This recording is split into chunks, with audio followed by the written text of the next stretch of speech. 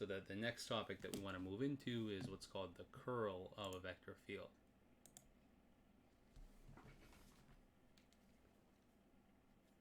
And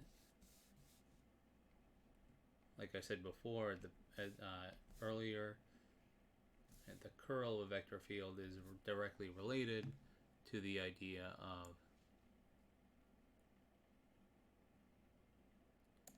it's a new vector field which measures the local rotation of the vector field f at every point r.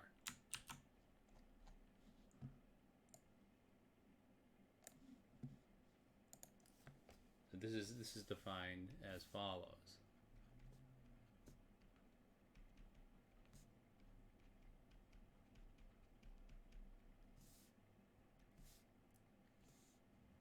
And it should be no surprise that the divergence was introduced as a dot product. So now, well, the most natural thing to consider is the cross product of the vector field f with this del operator, or I should say the cross product of the del operator. Recall that the divergence of f is equal to this dot product, the del operator of the vector field f. So it's natural to consider what happens when we replace this del operator with a cross product. Exactly what we get is what's called the curl of the vector field f, sometimes also called the rot of the vector field f. And remember that this can be calculated by a standard rule, the standard determinant rule, or the determinant of the or determinant of the 3x3 matrix, where this is I hat, j hat, k hat, and this is the first vector, which is your del operator,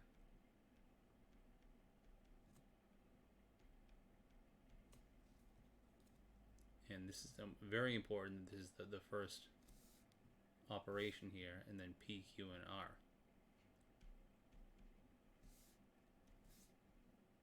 Oh, sorry, I started calculating and I didn't even write down what I wanted to write down. So let's move this down. So the curl, like I said, we define, instead of divergence, we were defined via the dot product. The curl we define as the cross product of this del operator with the vector field f.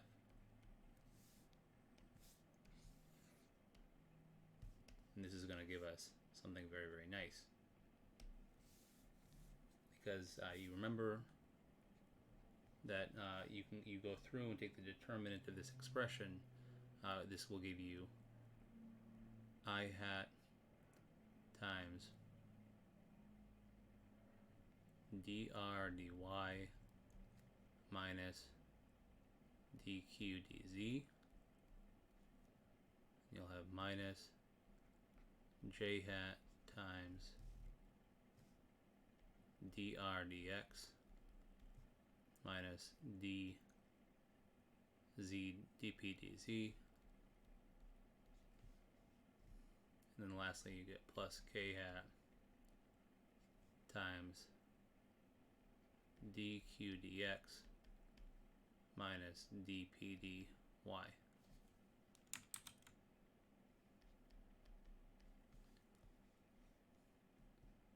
Or more simply, the curl of the vector field f is just equal to dr dx minus dq dz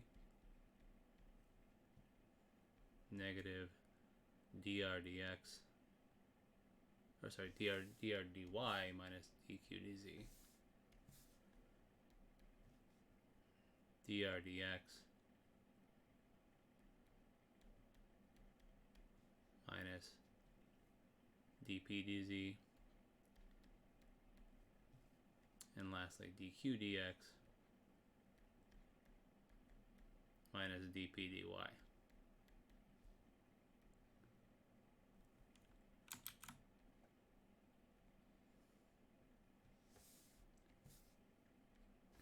So just like we said before, the curl of a vector field gives us a new vector field because each one of these is going to be we have 3 components, and each one of these is going to be a function of x, y, and z in general. Not only that, but this is giving us something very, very specific, right? This is giving us a measurement of something very specific for each one of these coordinates. So let's kind of, dissect this. Right? So the first component of the curl of f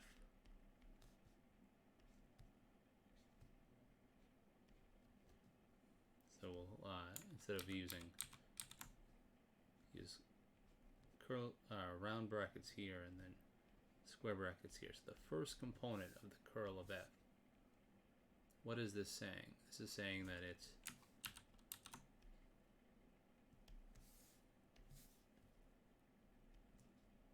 the rate of change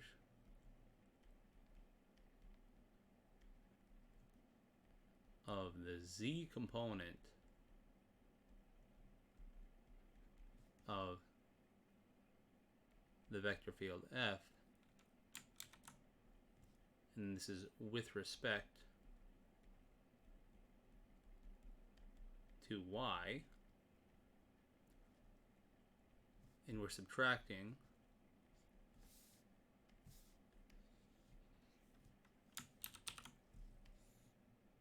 almost the same thing here, but it's the rate of change of q with respect to z, which is the y component of the vector field,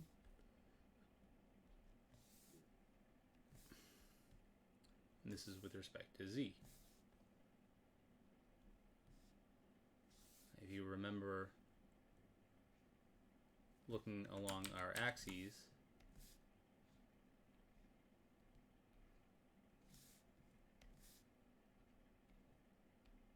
this is saying that the first component of the curl is the rate of change of the z component of the vector field at a given point with respect to y in this direction minus the rate of change of the y component of the vector field with respect to z. So what this is giving us, right, is the following. It's a measure, it's a direct measurement of rotation around the x-axis. So this is giving us a direct measurement of rotation of this vector field f around the x-axis. This is the first component of the curl. And I encourage you to go through and experiment with this and look at that the other components of curl are giving you the same, only with respect to their own individual axes.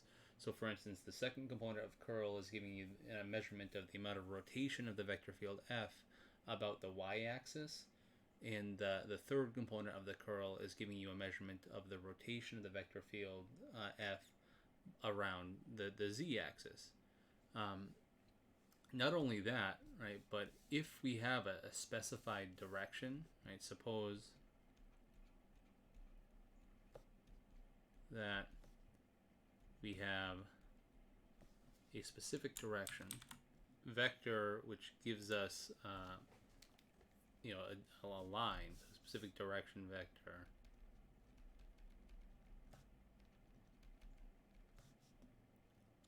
we'll call it omega hat. It'll be a unit vector. So we have that at a given point r, this is the origin of our coordinate system. It's just a picture of the x-axis, the y-axis, and the z-axis at r. And I'll actually erase these. Just keep those in mind. At r, the vector field f might point in some direction like this, and then the curl of the vector field f will point in this direction right here. So some other direction, because and this is true at every single point has a separate curl vector vector point because this is a vector field, right? These are functions of x, y, and z. But suppose we want the rotation of this vector field f, or a measurement of the rotation of this vector field f about some line here, some arbitrary axis omega at this point right here. Well, we know how to measure that, right? We know that the dot product of any unit vector with any other vector is the projection of that vector in that direction. So the curl of the vector field f dot product with omega hat is exactly equal to, it's the same thing actually as, well, in terms of our nice curl formula, this is the curl, the cross product of the del operator with the vector field f, and it's the dot product omega hat. But this is giving us, right, if we look in terms of the magnitude of the curl vector cosine theta, where theta is the angle between this curl vector and omega hat. This is the projection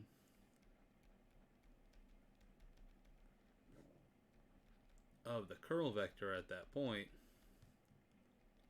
in direction of omega hat, which is exactly the measurement of rotation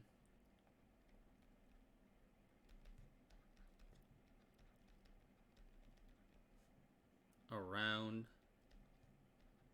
the axis defined by omega hat in that direction.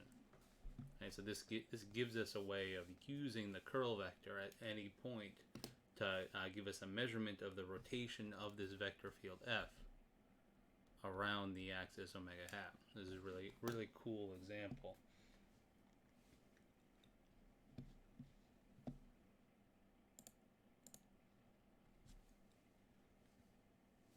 So I want to show to you why before, then this is a big theorem. If a vector field f is conservative,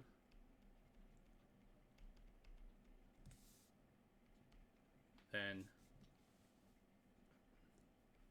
the curl of the vector field f should be equal to the zero vector. This is a huge theorem. Again, we need to impose smoothness assumptions here, right? The smoothness assumptions on specific quantities, right? F must be smooth enough. I'll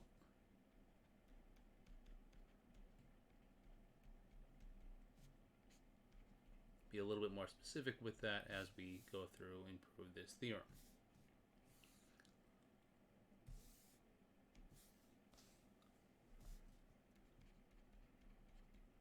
So recall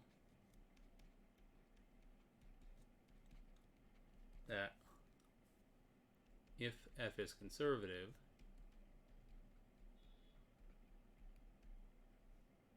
then there exists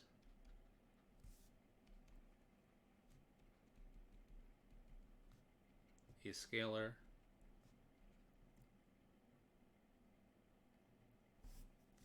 potential phi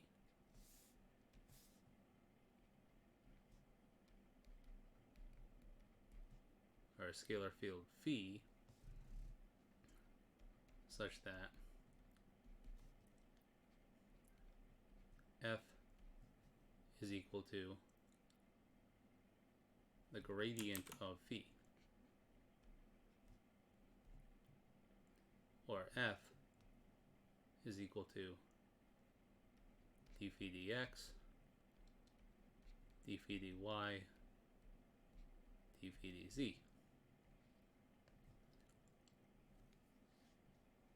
Remember, we can also think of f as just saying that the p is the derivative of the scalar function phi, the x partial derivative. Q is the y partial derivative of phi. And R is the z partial derivative of phi. And so the curl of the vector field F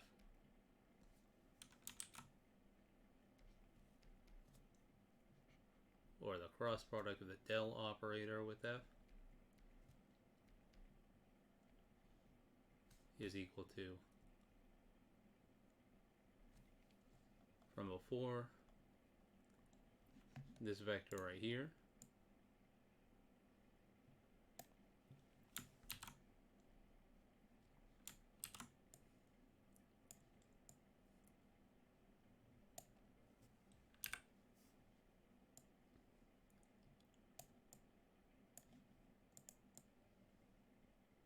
and if we now use the fact that F is conservative, you know that R is the z partial derivative of phi, so this is saying the second derivative of R, and the first derivative here is with respect to z, or we are using the fact that R, not R, but phi. Okay, R is d phi dz. So plugging in right here, we get that this is going to be the second derivative of phi, first with respect to z, and then with respect to y. And then dq dz, well, q is the y partial derivative of phi. So this right here is the second derivative of phi, first with respect to y, then with respect to z. And this happens for each one of these components.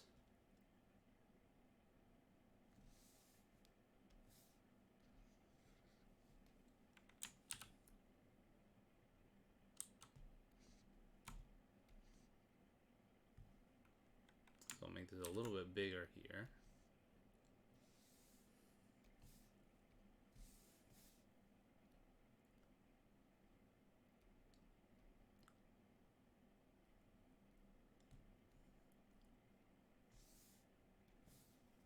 So when we plug in for R right here, and this negative sign hits this negative sign, makes it positive. So when I plug in for P right here, I get the P is the x partial derivative of phi. And then we'll have the z partial derivative of that. And likewise, R is the z partial derivative of phi. And you have the x partial derivative of R. Then Q is the y partial derivative of phi. And this is the x partial derivative of Q. And lastly, P is the x partial derivative of phi. This is the y partial derivative of phi.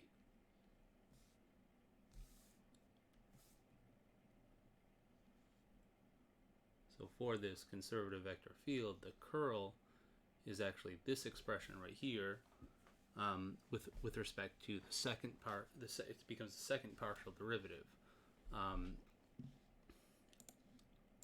And specifically, these are called the mixed second partial derivatives of phi with respect to the corresponding variables.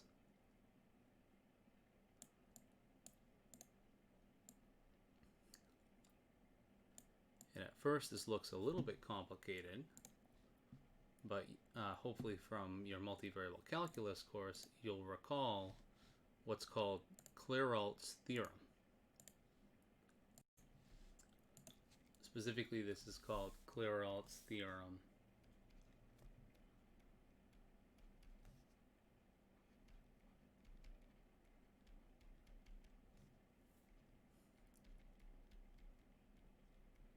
On the equality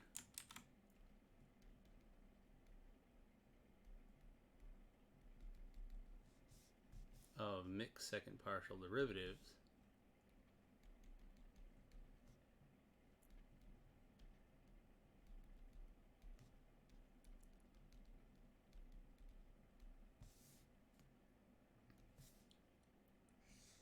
and this is exactly saying the following. It says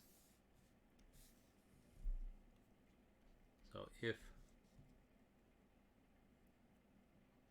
phi is defined on an open subset U of three-dimensional space,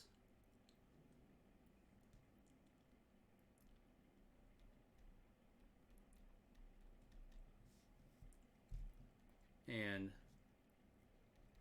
the mixed second partial derivatives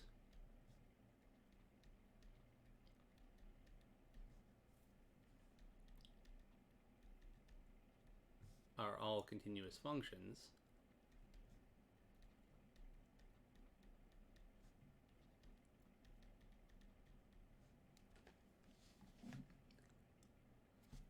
then they are equal to one another.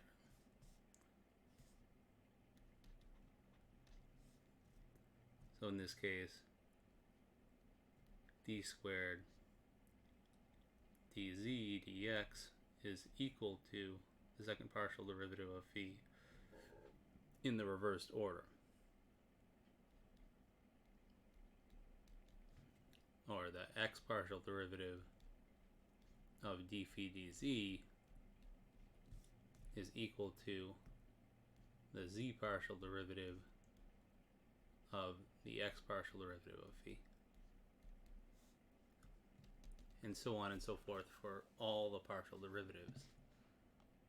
So by Clairault's theorem on the equality of mixed second partial derivatives, as long as phi is a smooth enough function, each one of the components of this curl is going to be 0.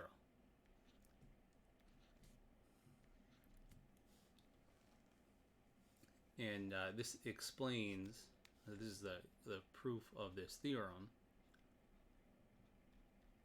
and it's a direct explanation for why this is a sufficient test for us, right? For a given vector field, if all of the components of the curl of that vector field are, or one of these components is non-zero, then necessarily we're not going to have, the vector field F will not be solenoidal if any one of these components are not equal to 0. So this explains the tests that we went through and did, the test for whether or not a given vector field is conservative. Because it's saying that any conservative vector field has to have 0 curl. Right, specifically, it's saying that the converse of this statement is that if the curl is non-zero, then the vector field is not conservative.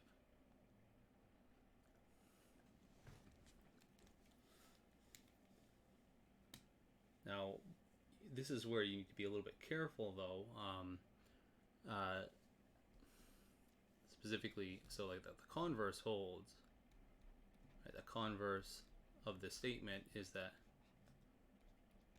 if the curl of a vector field is not equal to 0, then F is not conservative.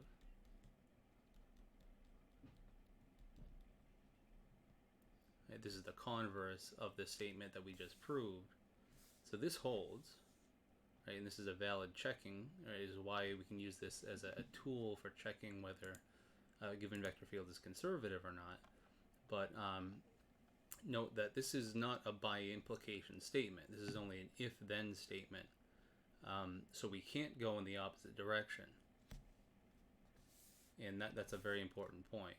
So be careful.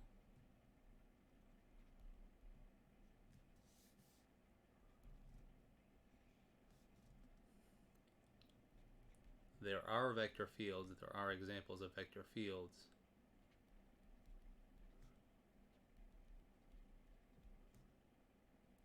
where the curl is 0 everywhere, but F is still not conservative.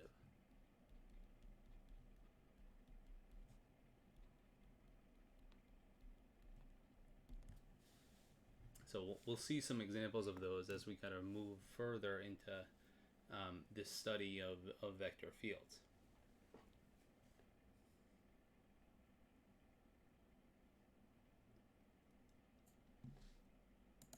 So we defined a conservative vector field as a vector field for which there exists a scalar potential for that vector field. We can now also define what's called a purely rotational vector field.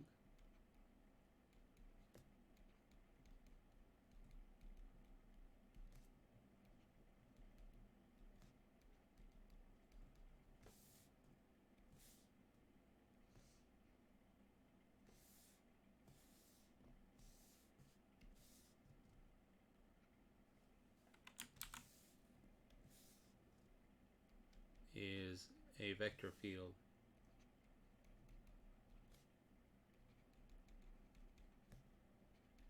for which there exists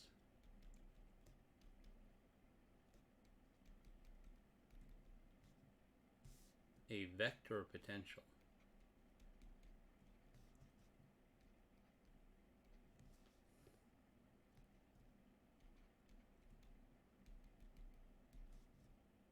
this vector potential is sometimes called A, such that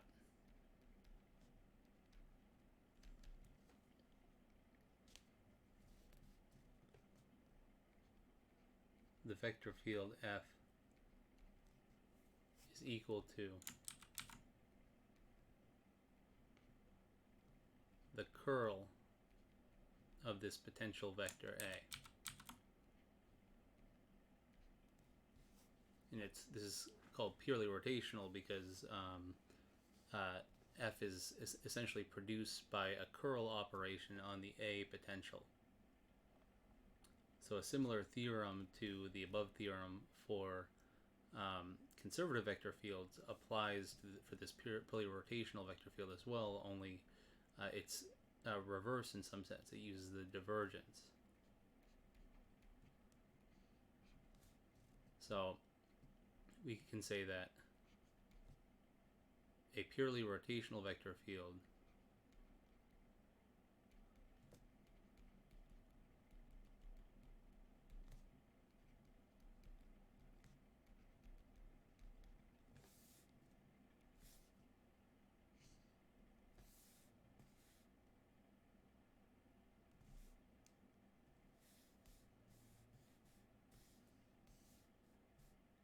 or if a vector field is purely rotational,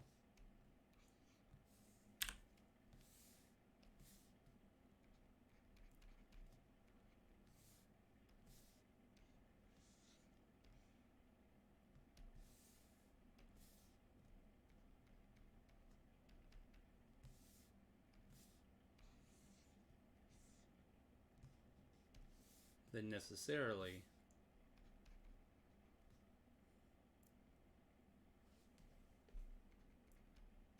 F is divergence free.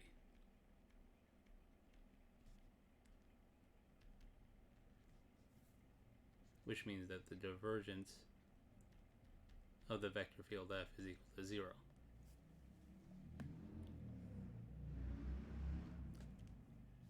Or solenoidal, as we defined it earlier.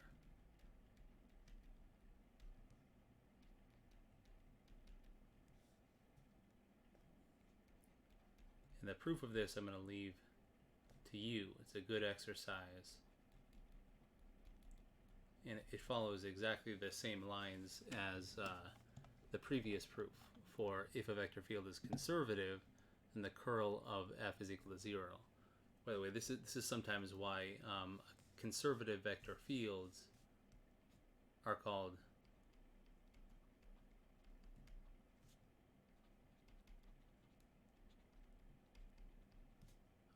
irrotational.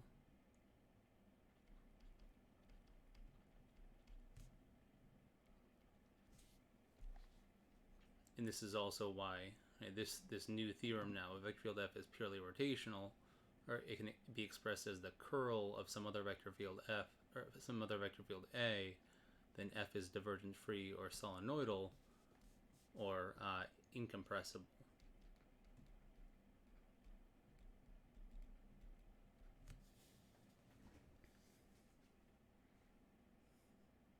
And quite possibly the most important theorem of vector calculus of a beginning vector calculus course says that, remember, this proof is going to rely on certain smoothness conditions on this vector field A, right? You're going to have to end up applying Clairault's theorem to the components of A.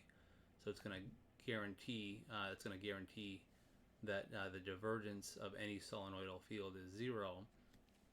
But what's called the fundamental theorem of vector calculus is the following. It says that, assuming these regularity conditions are satisfied, any vector field F, so this is not necessarily solenoidal, not necessarily incompressible, any vector field F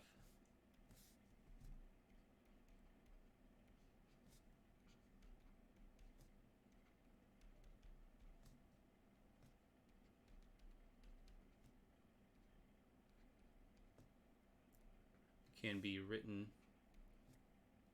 or expressed uniquely as the sum of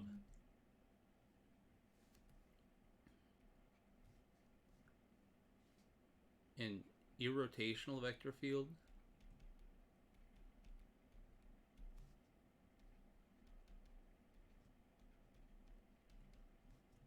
and or conservative vector field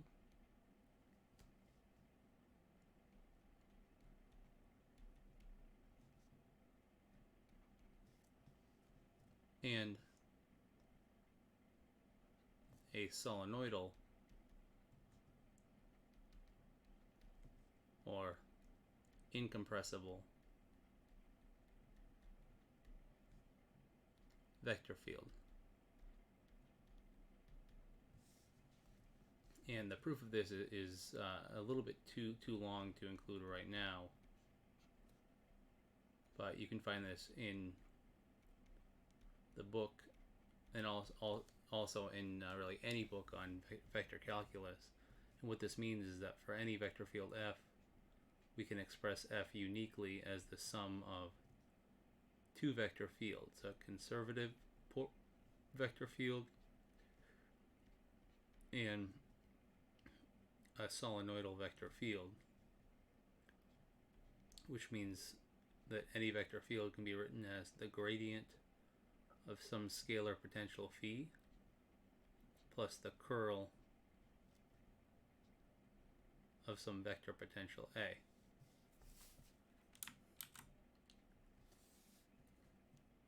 And this is essentially why these two operations are so important, and why these ideas are so important. They in many cases simplify computations in physical computations involving any given vector field.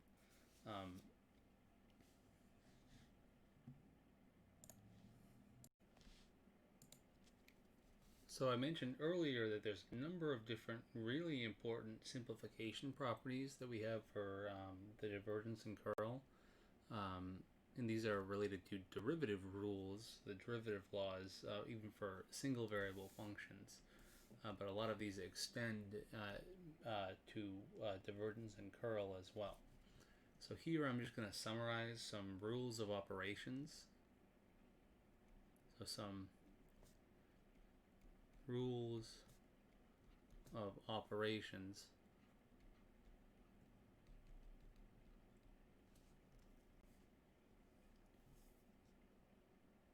for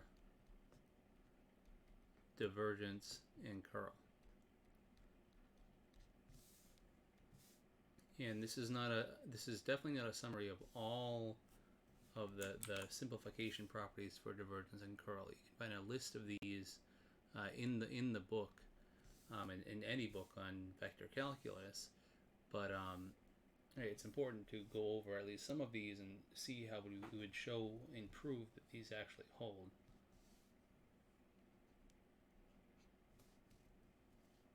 So for this first property, we'll talk about, let H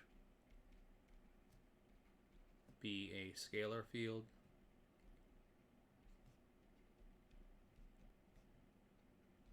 and V be a vector field,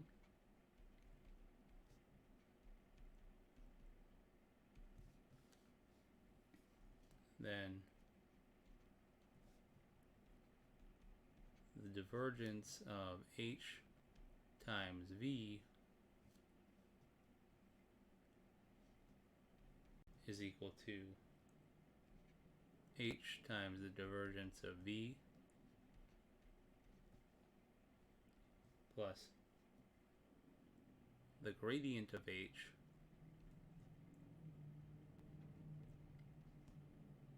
vector dot product with V. And the proof of this I already kind of went over and talked about a little bit earlier. But it'd be a good idea to go over the proof of this and kind of verify this for yourself. So I showed how to do that, and it'd be a good exercise to do that.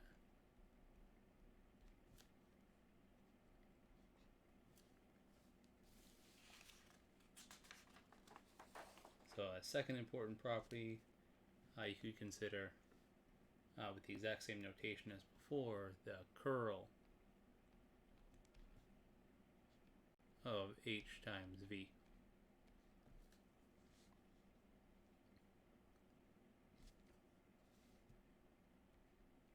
And there's should be no surprise here that sure enough the curl of H times V is going to be H times the curl of V plus the gradient of H cross product with V.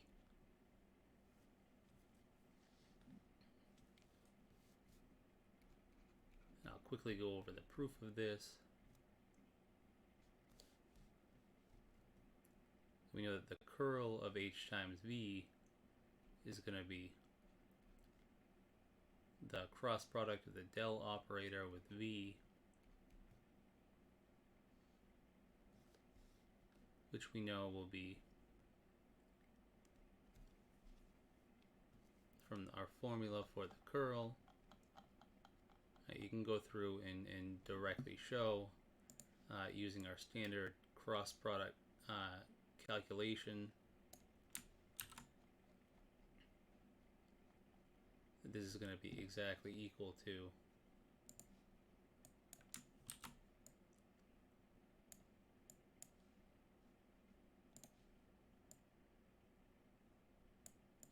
we need the curl of H times V here.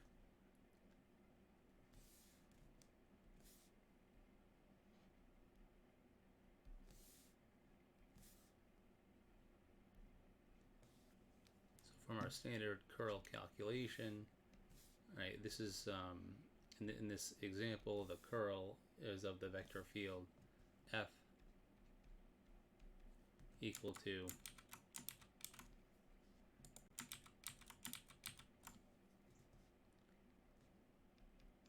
H times V, or HV1, HV2, HV3.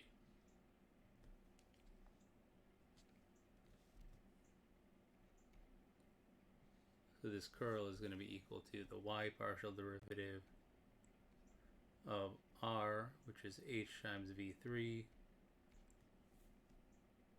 minus the z partial derivative of Q, which is H times V2. It'll be the z partial derivative of P, which is H times V1, minus the z partial derivative, or the x partial derivative of R, which is H times V2, or H times V3. And then lastly, it'll be the x partial derivative of Q, which is H times V2, minus the y partial derivative of P, which is H times V1.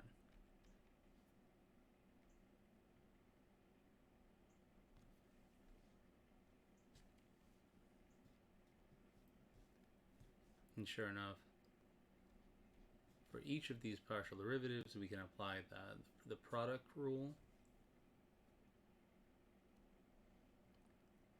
which gives us, when we apply the product rule to each one of these terms right here, we can kind of apply the product rule, and what we'll end up getting is the following. We'll get H times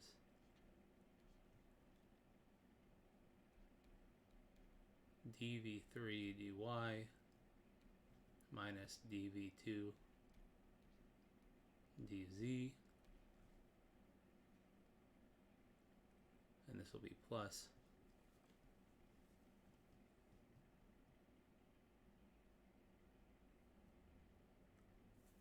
the y partial derivative of h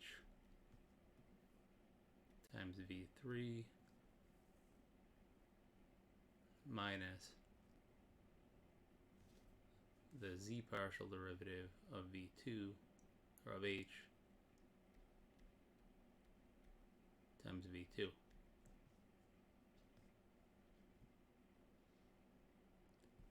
And we'll have, I'm not going to go through and do the calculations here, but we'll have a similar simplification for the second component and the third component as well when you go through and do the product rule here. So lo and behold, all of this simplifies down once you've kind of plugged in and you've calculated out this second component and this third component. You can decompose the vector into h times the curl vector of v plus the cross product of the gradient of h with the vector v. And this is exactly equal to what we get when we simplify.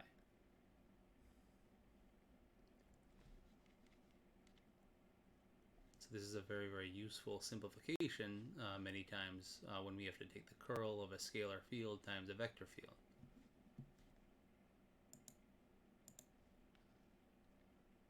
Similar simplification, or a similar type of, a little bit more complicated, would be, say, let's say we want to take, we have two vector fields.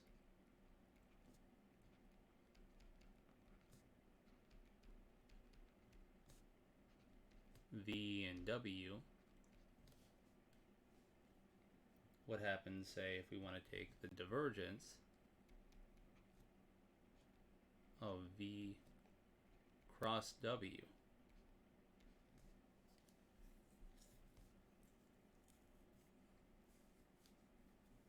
This is where things get maybe a little bit complicated. But it turns out that this is going to have a very nice expression. The divergence of V cross W will simplify down to the dot product of W with the curl of V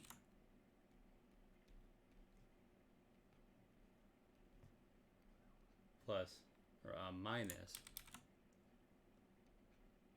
V dot product with the curl of W.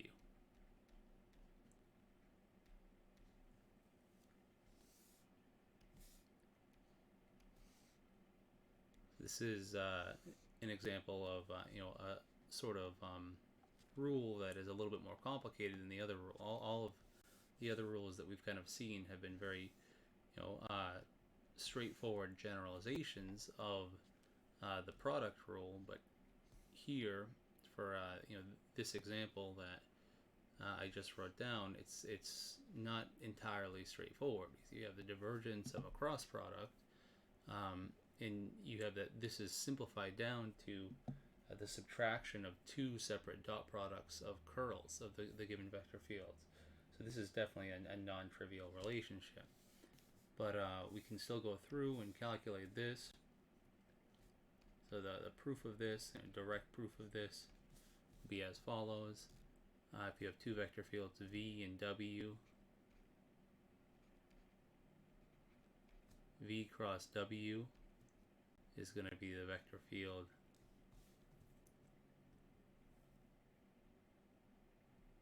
so you're going to have V2 W3 minus V3 W2, and then you'll have negative V1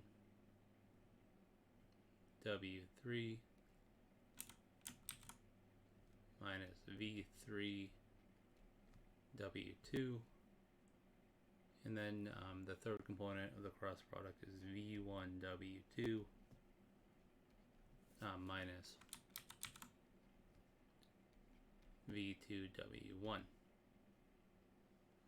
This is what the cross product is in Cartesian coordinates. So we know that the divergence of V cross W then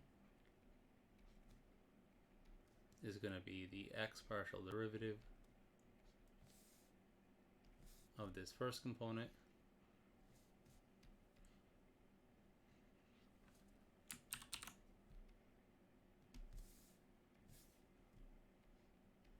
plus the y partial derivative of this second component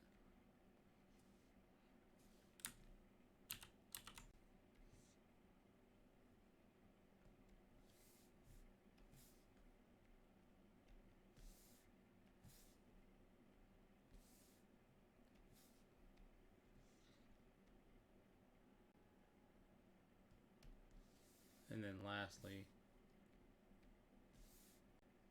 plus the z partial derivative of the third component.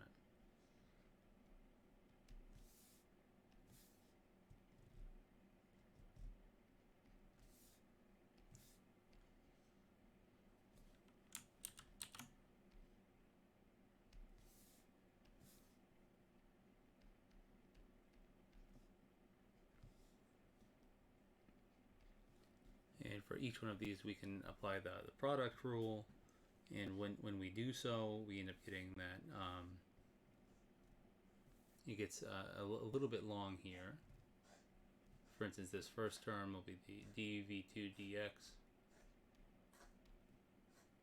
times w3 plus v2 times dw3 dx minus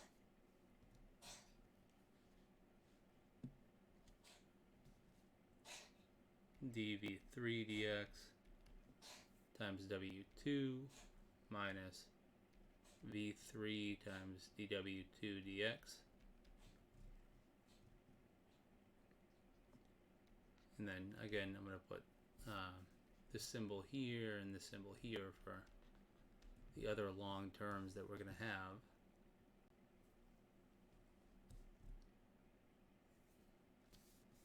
I guess I'll go through and just calculate these so that you have an exact idea of how long this actually is.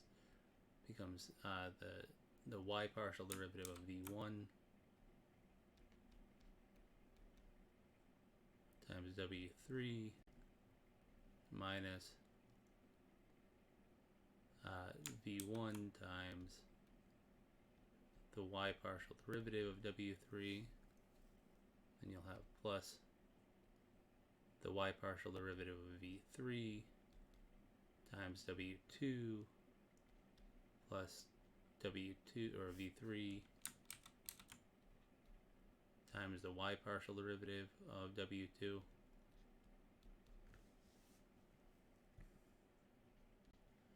and then lastly the z partial derivative of this term right here, so you get the z partial derivative of v1 w2 plus v1 times the z partial derivative of w2, and lastly minus the z partial derivative of v2 times w1 minus v2 times the z partial derivative of w1. Okay, so this becomes very, very, very long. However, it's not hopeless. We can simplify this down greatly. the first thing that we want to notice, right, is that we can actually group the terms by the dot product here. We actually have two separate dot products here. Specifically, if we simplify and we collect all of the W terms, we'll start with W1.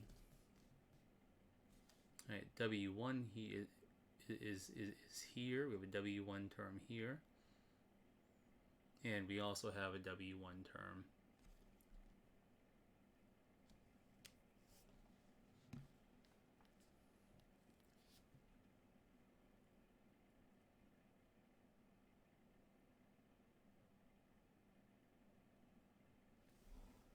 Oops, I just realized we have a W1 term here. I have a typo right here. This should be W1, which means that this should be W1.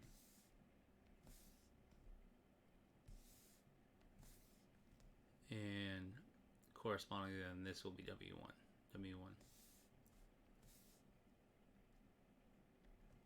So I think that means that unfortunately there might have been a typo up here somewhere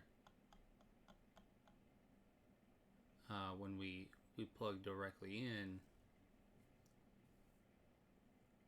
Oh no typo up there. Just a typo when I did the curl down here. The curl between these two vectors right here.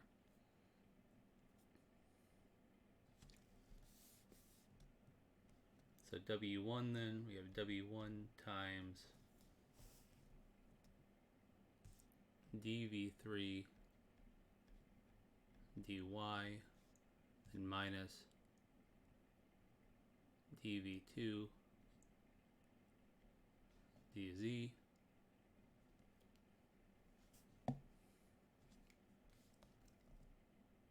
and then plus W2, and it should be minus W2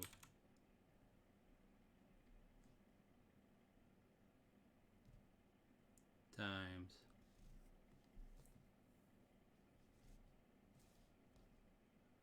dV3 dx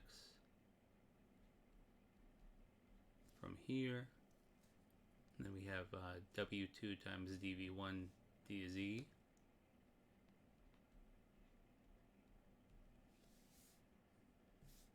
Let me add a little bit more space here. So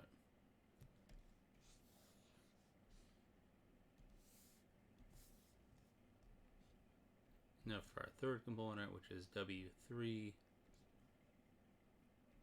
times, and our W3 here is we have dV2 dx minus, and then W3 here is dV1 dy. So we've gone through and we've dealt with all of these terms. So this term, this term, this term, this term, this term, this term, and this is a rewriting right here. So this is all of these 6 terms that we've kind of dealt with, and we now have to add to that. And actually, I'm going to subtract from that the next collection of terms, which will be when we pull out the v. So we'll deal with v1 first. So this is going to be v1 times dw3 dy minus dw2 dz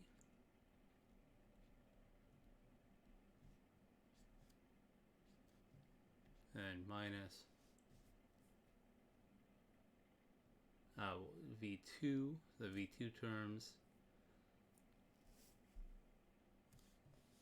and when we pull out the v2 terms, it'll end up being this first term right here, dw3 dx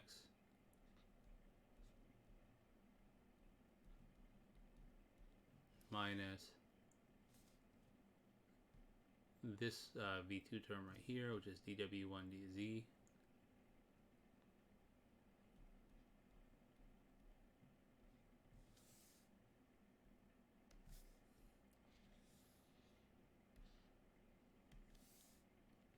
and then lastly we'll have plus There's a negative right here.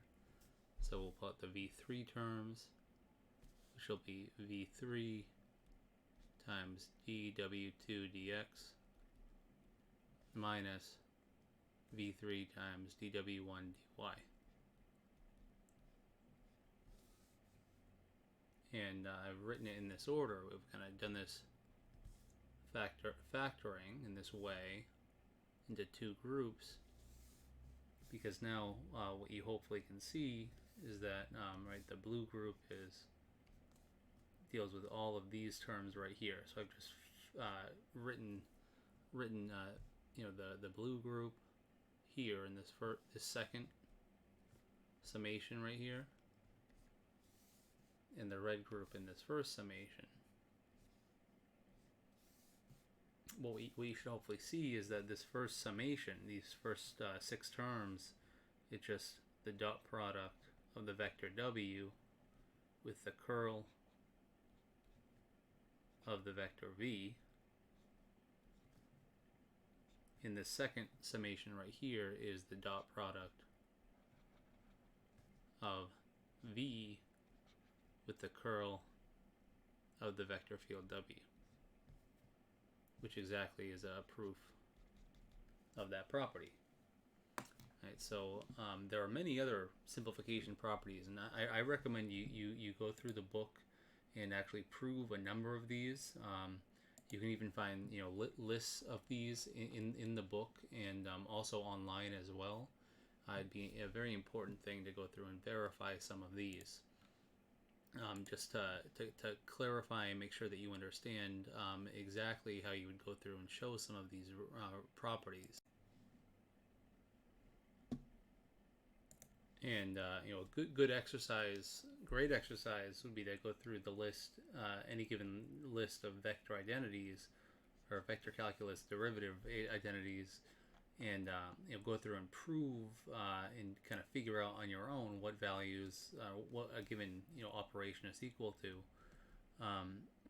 So for instance, like what the curl, really good exercise problem would be to investigate what the curl of maybe a cross product of two vector fields is going to be. And I'm going to leave this to you as an exercise. Okay, that'd be a great thing to go through and do. It'll be long, right? Showing what it's going to be equal to is going to be a little bit long, similar to this right here. But the idea is that it's definitely possible to do, and it's a great exercise to become familiar with using the cross product, and specifically using the cross product and the curl and the divergence and all of these vector operations. But this is where we'll end the lecture for today. So thank you very much for tuning in, and have a great day.